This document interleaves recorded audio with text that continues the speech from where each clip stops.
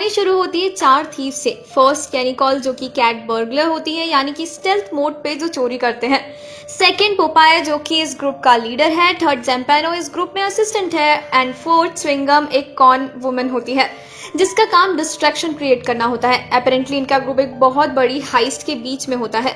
इनका प्लान होता है लीसन गैलरी में से एक वैल्यूएबल आर्टिफैक्ट को चुराना, जिसके लिए येनिकॉल को लीसन गैलरी के ओनर को सिड्यूस करना होता है। वही च्विंगम का काम होता है ओनर को डिस्ट्रैक्ट करना। सो प्लान के मुताबिक च्विंगम येनिकॉल की मॉम का रोल प्ले कर रही थी और उसका काम होता है ओनर को उलझाना और बेसिक सिक्योरिटी सिस्टम को हैंडीकैप बनाना, जो कि उसे बखूबी करना आता है।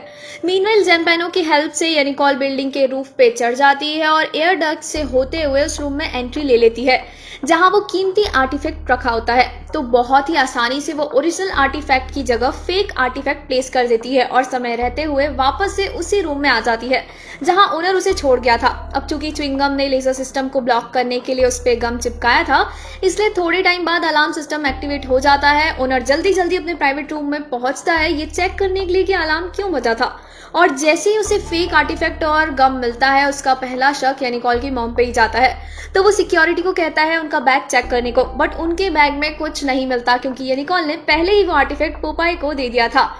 तो अल्टीमेटली इनकी हाइस्ट सक्सेसफुल रहती है।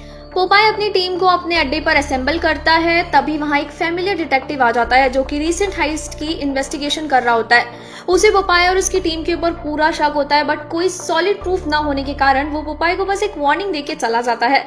इस पर पोपाय अपनी टीम को कहता है उन्हें अब कहीं और काम ढूंढना पड़ेगा क्योंकि कोरिया में अब पुलिस की उन पे नजर है। इसलिए पोपाय डिसाइड करता है मास्टर थीफ मकाओ पार्क को ज्वाइन करने का, जो कि अभी फिलहाल चाइना में चोरी करने का प्लान बना रहे होते हैं। इसी बीच पिक्चर में फिफ्थ मेंबर पेप्सी का इंट्रोडक्शन होता है जो कि पोपाय की काइम पार्टनर हुआ करती थी। असल में पेप्सी एक लॉक ब्रेकर हुआ करती थी, लेकिन पास्ट में एक थेफ्ट के जुर्म में उसे अरेस्ट कर लिया गया था। अगले दिन पेप्सी भी रिहा होकर पोपाय की टीम को ज्वाइन कर लेती है। एक्चुअली मकाओ पार्क से पेप्सी और पोपाय की पुरानी दुश्मनी है, इसलिए भले ही वे दोनों मकाओ के साथ काम करने वाले होते हैं, बट उनका प्लान कुछ और ही होता है। तो टोटल 5 लोगों की टीम चाइना के मकाओ शहर पहुंच जाती है। दोस्तों कंफ्यूज मत होना, इस मूवी में मकाओ एक सिटी का नाम भी है और एक कैरेक्टर का भी। वहां मकाओ पार्क ने भी अपनी चाइनीज थीव्स की टीम्स रेडी कर रखी होती है। तो मकाओ की टीम का इंट्रो कुछ इस प्रकार है। फर्स्ट जूली जो कि एक सेफ क्रैकर होती है just like Pepsi. Second Andrew और जॉनी सॉर्ट ऑफ गनमैन होते हैं जिनका काम होता है लोगों को डराना और धमकाना। एंड द थर्ड मिस्टर चैन जिसे कि कॉन मैन से इंट्रोड्यूस किया जाता है। तो एक प्री बुक्ड होटल में चाइनीज टीम और कोरियन टीम का क्लैश होता है। मकाओ पार्क इस बात से नाखुश होता है कि पेप्सी भी इस मिशन में उनके साथ है। वो पोपाय को कहता है she is not suppose to join us, but last में डिसीजन यही होता है कि पेप्सी भी टीम में शामिल रहेगी। टोटल 10 लोगों की टीम तैयार हो जाती है इस मैसिव हाइस्ट को अंजाम देने के लिए। मकाओ पार्क के प्लान के अकॉर्डिंग उन्हें एक वैल्यूएबल डायमंड को चुराना है जो कि टिफनी नाम की ओल्ड लेडी के पोजेशन में है। फिर डायमंड हासिल करने के बाद नेक्स्ट स्टेज होता है इस डायमंड को सेल करना। मकाओ पार्क बताता है कि इस डायमंड को खरीदना सभी की बस की बात नहीं है क्योंकि एक तो इसका दाम बहुत ज्यादा है और ऊपर से इसमें रिस्क भी बहुत है। So they plan to sell it to the crime lord of China Wei Hong. मजेदार बात तो ये होती है कि टिफनी मिस्टर वे होंग की मिस्ट्रेस होती है। टिफनी की स्टेप सिस्टर इस हाइस्ट में उनका साथ देती है। उसी की हेल्प से मकाओ पार्क ने ये पूरी हाइस्ट प्लान की थी। टिफनी की स्टेप सिस्टर बताती है कि टिफनी उस डायमंड को अपने कसिनो के 30th फ्लोर वाले पर्सनल रूम में रखती है और उस रूम में एंट्री सिर्फ और सिर्फ टिफनी ही ले सकती है क्योंकि उसकी हार्ट बीट सिक्योरिटी सिस्टम के साथ सिंक होती है। हालांकि अफवाह ये होती है कि वो डायमंड कसिनो के अंडरग्राउंड वॉल्ट में रखा गया है। इस पर टिफनी स्टेप सिस्टर कहती है अगर ऐसा होता तो हाइस्ट पॉसिबल ही नहीं होती क्योंकि कसिनो के अंडरग्राउंड वॉल्ट में सिक्योरिटी इतनी टाइट है कि वहां से डायमंड चुराना किसी की बस की बात है ही नहीं। More over if anything goes wrong 10 minute में पुलिस वहां पहुंच जाएगी तो इन्हें ये पूरी चोरी 10 मिनट के अंदर ही निपटानी पड़ेगी। So keeping in mind all the risk सभी लोग फिर भी इस हाइस्ट के लिए अग्रीड हो जाते हैं क्योंकि इनके इनाम की कीमत $20 मिलियन होती है। इसी कॉन्वर्सेशन के दौरान जूली एक ट्रांसमीटर मकाओ पार्क के लाइटर में फिट कर देती है। Here we come to know that Julie एक अंडरकवर कॉप होती है जिसने कि वे होंग को पकड़ने के फेर में इस हाइस्ट को ज्वाइन किया होता है। वेल सरप्राइजिंग फैक्ट्स का सिलसिला बस यही खत्म नहीं होता। फ्लैशबैक से पता चलता है कि कुछ साल पहले पोपाय, पेप्सी और मकाओ तीनों एक टीम थे। मकाओ और पेप्सी उस दौरान सॉर्ट ऑफ रोमांटिक रिलेशनशिप में थे, बट एक हाइस्ट के दौरान जब मकाओ केबल के थ्रू नीचे उतर रहा होता है उसी समय उसकी केबल टूट जाती है जिसकी वजह से पेप्सी थोड़ा घबरा जाती है और जल्दबाजी में अपना चेहरा कैमरा में शो कर देती है। नेक्स्ट डे पोपाय पेप्सी को बताता है कि मकाओ ने उन्हें धोखा दिया है और सारा गोल्ड लेके वो भाग गया है। इस खबर से पेप्सी बहुत ज्यादा डिसहार्टेड हो जाती है और आउट ऑफ रिवेंज और सैडनेस शी हैपन टू किस पोपाय। आगे पुलिस को सीसीटीवी के जरिए पेप्सी के खिलाफ सबूत मिल जाता है और उसे जेल हो जाती है। सो फ्लैशबैक से इतना तो समझ आ गया है कि मकाओ एक भरोसेमंद इंसान नहीं है। पेप्सी और पोपाय का कुछ पर्सनल प्लानिंग चल रही होती है। उसी समय यानिकॉल चुपके से उनकी बातें सुनने लगती है और यानिकॉल को उनकी बातों से पता चलता है कि वे दोनों डायमंड का एक रेप्लिका बना रहे हैं ताकि सही समय आने पर वे रियल डायमंड को फेक डायमंड से रिप्लेस कर पाए और इस तरह उन लोगों का रिवेंज भी पूरा हो जाएगा और उनके मन को तसल्ली भी मिल जाएगी। यानिकॉल उनका सारा प्लान सुन लेती है बट अभी फिलहाल वो इस इन्फॉर्मेशन के अगेंस्ट कोई एक्शन नहीं लेती। नेक्स्ट डे हाइस्ट का रोड मैप मकाओ सबको समझाता है। प्लान को 3 हिस्सों में बांटा गया होता है।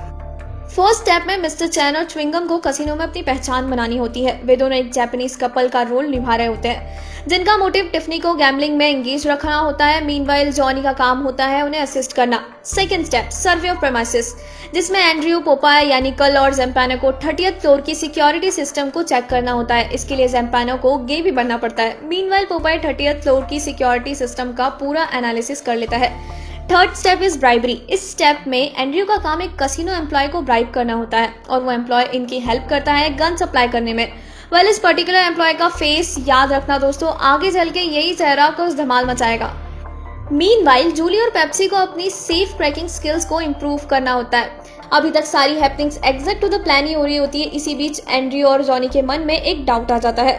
उन्हें डर होता है कि मकाओ पार की डील क्रैक कर भी पाएगा या नहीं, क्योंकि उनका बायर वे होंग एक बहुत ही खतरनाक क्रिमिनल होता है। वैसे तो इस प्लान में रिस्क होता है बट सबसे बड़ा रिस्क होता है वे होंग से डील करना, क्योंकि वो बंदा फेमस होता है अपने एग्रेसिव नेचर के लिए। मिस्टर चैन, जो कि ऑलरेडी एक बार वे होंग के साथ डील कर चुके होते हैं, वो बताते हैं कि Wei Hong is the man of words. जो उसने कंडीशन रखी थी वो पत्थर की लकीर है। अगर सामने वाले बंदे ने उस कंडीशन को एक्सेप्ट नहीं किया तो उसकी मौत निश्चित है और ऐसा ही सेम मिस्टर चैन के साथ ऑलरेडी हो चुका है। जब उनके पार्टनर की वे होंग ने जान ले ली थी तो मिस्टर चैन एक अपना सेपरेट प्लान ही बनाते हैं। उनके प्लान के अकॉर्डिंग उन्हें डायमंड के मसले में पड़ना ही नहीं है। इसकी बजाय उन्हें टिफनी के सूटकेस को टारगेट बनाना चाहिए जो कि वो गैम्बलिंग करने के दौरान अपने पास रखती है। एंड्रयू और जॉनी इस प्लान में साथ देने को रेडी हो जाते हैं। अभी तक 10 लोगों की टीम में से ऑलरेडी 3 ग्रुप बट चुके होते हैं। जूलिया जहां एक अंडरकवर कॉप होती है जिसका मिशन वे होंग को अरेस्ट करना होता है। वहीं पोपाय और पेप्सी का प्लान तो मकाओ को धोखा देना होता है और वहीं मिस्टर चैन, एंड्रयू और जॉनी तो अपनी अलग ही प्लानिंग कर रहे होते हैं। अब रह जाते हैं यानिकॉल और ज़ैम्पेनो, जिन्हें बस अपने काम से मतलब होता है। तो सारी बेसिक चेकलिस्ट पूरी करने के बाद अब हाइस्ट का लास्ट फेज शुरू होता है। यानिकॉल ज़ैम्पेनो की हेल्प से बहुत ही आसानी से टिफनी के प्राइवेट रूम में ब्रेक इन कर लेती है। वहीं मिस्टर चैन और च्विंगम ने टिफनी को गेम में पूरी तरह एंगेज कर रखा होता है। प्लान के मुताबिक एंड्रयू और जॉनी कंट्रोल रूम में कब्जा कर लेते हैं। मीनवाइल यानिकॉल की हेल्प से पोपाय, पेप्सी और जूली भी टिफनी के रूम में आसानी से एंट्री ले लेते हैं और मकाओ पूरी टीम को कसिनो के बाहर से ही कोऑर्डिनेट कर रहा होता है। जब कंट्रोल रूम से सिक्योरिटी पर्सनल्स को कोई जवाब नहीं मिलता, उनका लीडर पुलिस को इन्फॉर्म कर देता है। यानी कि पुलिस 10 मिनट में यहाँ पहुंच जाएगी और 10 मिनट के भीतर ही इस मिशन को अंजाम देना है। पेप्सी जैसे ये पहला सेफ अनलॉक करती है, उसे वहां बस कुछ पैसे मिलते हैं, यानी कि डायमंड दूसरे सेफ में है जिसको जूलिया अनलॉक कर रही होती है। अब चूंकि जूलिया एक अंडरकवर कॉप होती है, इसलिए उसकी पुलिस टीम ऑलरेडी बाहर वैन में वेट कर रही होती है। सरप्राइज तो तब मिलता है जब एक लेडी उन्हें आके ट्रांसमीटर रिटर्न करती है जो कि जूलिया ने मकाओ के लाइटर में फिट किया होता है। कंक्लूजन, मकाओ को पहले से ही पता होता है कि जूलिया एक अंडरकवर कॉप है। एनीवे 10 मिनट बीतने वाले ही होते हैं तब तक जूलिया ने दूसरा सेफ भी ओपन कर लिया होता है बट डायमंड उसमें भी नहीं होता। तो सवाल उठता है कि आखिर डायमंड है कहाँ। तभी सभी को मकाओ की तरफ से अपने फोन में एक मैसेज मिलता है, डायमंड को भूल जाओ और अपनी जान बचाओ। तो असल फैक्ट में ये है कि मकाओ ने सबको चकमा दिया होता है। ये हाइस्ट कभी उसकी रियल प्लान का बस एक हिस्सा होता है। वो ऑलरेडी एक बुड्ढे एम्प्लॉय की डिस्गाइज में रियल डायमंड को चुरा लेता है। एक्चुअली डायमंड कहीं और नहीं, कसिनो के अंडरग्राउंड वॉल्ट में ही रखा होता है बट वहाँ की टाइट सिक्योरिटी को पेनिट्रेट करना इम्पॉसिबल होता है। इसलिए मकाओ ने ऐसी प्लानिंग की होती है कि इस फेक हाइस्ट से एक सीन क्रिएट होगा और पूरी सिक्योरिटी टीम उसी में इन्वॉल्व हो जाएगी और तभी मौका देख के वो डायमंड चुरा लेता है। और चूंकि सिक्योरिटी टीम को लगता है असल जो 30th फ्लोर पे है, इसलिए किसी को उस पर शक भी नहीं जाता। वहीं मकाओ को मास्टर थीव के नाम से जाना जाता था और इस इंसिडेंट के बाद ये नाम जस्टिफाइड भी हो जाता है। अब रही बात बाकी टीम की, तो एक एक करके सबको पुलिस अरेस्ट कर लेती है बट मिस्टर चैन और च्विंगम की कार चेजिंग के दौरान मौत हो जाती है। जूलिया तो पहले से ही पुलिस से बिलोंग करती थी इसलिए वो बच जाती है। वही ज़ैम्पेनो यानिकॉल को बचाने के चक्कर में खुद को अरेस्ट करवा लेता है। तो पुलिस वैन में पोपाय, एंड्रयू और पेप्सी को अरेस्ट करके ले जाया जा रहा होता है। उसी दौरान पोपाय और एंड्रयू के इन्वॉल्वमेंट से पुलिस वैन का एक्सीडेंट हो जाता है और पुलिस वैन पानी में डूबने लगती है। सभी अपनी जान बचा के भाग जाते हैं, बट पेप्सी वहीं फंस जाती है। फिर थोड़ी देर बाद मकाओ आके उसकी जान बचा लेता है, बट बेहोश हो जाने की वजह से उसे कुछ भी याद नहीं रहता। आगे चल के जब वो पोपाय से मिलती है तो वो उस पर गुस्सा होती है, क्योंकि वो उसे वहां पानी में मरने को छोड़ आया था। सो अब आखिर में बस 4 लोग ही आज़ाद हैं और जिंदा होते हैं। उनके पास बस एक ही क्लू होता है, टिफनी स्टेप सिस्टर, क्योंकि वही एक लॉटी कैरेक्टर है जिसने कि मकाओ के साथ ये प्लानिंग की होती है। तो टिफनी स्टेप सिस्टर को ट्रेस करने पे उन्हें पता चलता है कि वो इस समय बुसान के किसी होटल में है। मीनवाइल जूलिया अपनी पुलिस टीम के साथ मकाओ का पीछा कर रही होती है। फॉर सम रीजन मकाओ उन्हें खुद को ट्रैक करने दे रहा होता है। अगली मुठभेड़ शुरू होती है साउथ कोरिया के बुसान शहर में। पोपाय और टीम टिफनी स्टेप सिस्टर को बंदी बना लेते हैं। वहीं पता चलता है कि ये महिला तो बस एक कॉन आर्टिस्ट है जिसे कि मकाओ ने हायर किया होता है। For now let's address her with miss Veronica. तो मिस वेरोनिका को धमकी देने पे वो फाइनली सब कुछ बता देती है। मकाओ वे होंग से बुसान के ही एक होटल में डील करने वाला होता है, लेकिन उसने डायमंड कहाँ छुपा रखा है वो पता नहीं होता। इसलिए मिस वेरोनिका मकाओ से एक रेस्टोरेंट में मिलती है और कोशिश करती है पता लगाने की डायमंड कहाँ छुपाया है। इनकी सारी कॉन्वर्सेशन पोपाय, पेप्सी और यानिकॉल सुन रहे होते हैं और बातों ही बातों में मकाओ की पास्ट की बातें होने लग जाती है। वो बताता है कि गोल्ड हाइस्ट के दौरान उसकी केबल टूट गई थी और उसे काफी चोट लगी थी। उसके बाद वो अगली रात घायल अवस्था में घर पहुंचा था। तब वो देखता था कि पेप्सी और पोपाय किस कर रहे हैं। तो मकाओ को लगता था पोपाय और पेप्सी ने मिलकर उसे धोखा दिया है, इसलिए वो सारा गोल्ड लेके फरार हो जाता है। पेप्सी जैसी ही स्टोरी सुनती है उसे लगता है भाई ये तो भला मानुष है। कंक्लूजन ये निकलता है कि पोपाय ने केबल में खराबी की थी, जिससे कि मकाओ के साथ वो एक्सीडेंट हुआ था और उसने ऐसा इसलिए किया था क्योंकि वो भी पेप्सी को पसंद करता था। अब चूंकि पेप्सी को सारी सच्चाई का पता चल चुका होता है, इसलिए वो इस मिशन को अबैंडन कर देती है। मीनवाइल मकाओ को भी समझ आ जाता है कि मिस वेरोनिका ने उसे धोखा दिया है, बट वो घबराता नहीं है, बल्कि पोपाय को ओपन चैलेंज देता है कि जो करना है कर लो। यानिकॉल अपनी स्किल्स का यूज करके मकाओ के रूम से वो डायमंड चुरा लेती है और उसकी जगह फेक डायमंड रख देती है जो कि पोपाय और पेप्सी ने उसे दिया था। उसी दौरान वे होंग भी अपनी टीम के साथ डील करने होटल में आ चुका होता है। उसके पास फुल गोले बारूद से लैस 10 बॉडीगार्ड्स की टीम होती है। वे होंग मकाओ से पूछता है तुम्हें यही होटल क्यों चुना। इस पे उसका जवाब रहता है शायद तुम भूल रहे हो, कई साल पहले तुम यहाँ ऑलरेडी एक डील कर चुके हो। फ्लैशबैक से पता चलता है कि ये उसी डील की बात कर रहा होता है जो कि मिस्टर चैन ने वे होंग के साथ की थी, जिसमें मिस्टर चैन के पार्टनर को वे होंग ने मार डाला था। मकाओ बताता है कि उसे उस डील में 2 थीव्स नहीं थे बल्कि 3 थीव्स थे। एक थीव बेड के नीचे छुपा हुआ था। और इंटरेस्टिंग बात तो ये होती है वो तीसरा थीव मकाओ खुद होता है और जिस थीव को वे होंग ने मारा था वो मकाओ के पिताजी थे। तो जैसे कि वे होंग के बारे में अफवाह थी कि वो एक रूथलेस आदमी है, तो ये अफवाह सच थी। ये स्टोरी सुनने के बाद ही वॉज लाइक स्टोरी से मुझे क्या मतलब है, डायमंड तो ऑलरेडी मेरे पास है और तुम अकेले मेरा क्या बिगाड़ लोगे। तभी मकाओ बताता है कि Chinese police force, Korean police force और स्वाट टीम सभी रूम के बाहर उसका इंतजार कर रहे हैं और ऐसा बोलते ही वो खिड़की से कूद के फरार हो जाता है।